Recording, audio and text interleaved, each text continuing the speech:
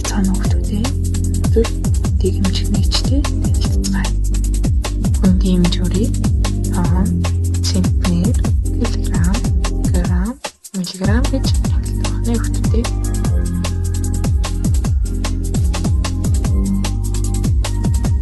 Хүнгийн нэгжүүдийн хоорондын хамаарлыг хамтдаа харцгаая. 1 тонн 10 центтэй тэнцдэг бол 10 цент нь 1000 кг-аар тэнцдэг байна.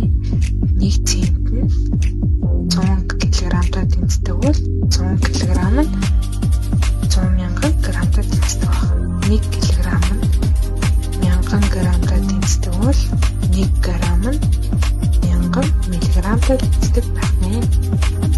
За тэгвэл 5 кг нь хэдэн грамдаа тэнцэх вэ?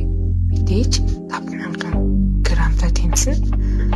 31 цент нь 3100 кг, 12 тонн 120 центтэй тэнцэн. 120 цент нь 12000 кг-аар тэнцдэг байна.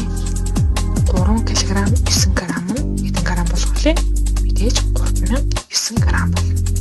7 цент 19 кг нь мэдээж 719 кг болох нэ. 3 кг 6 г нь хэдэн грамм болох вэ?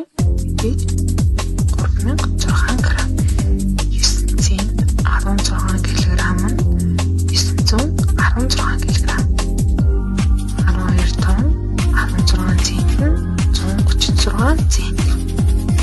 1100 5 г нь 3 кг 105 г болох нэ. 7000 19 кг нь 7 тонн 19 кг. 8000 12 кг 80 цент.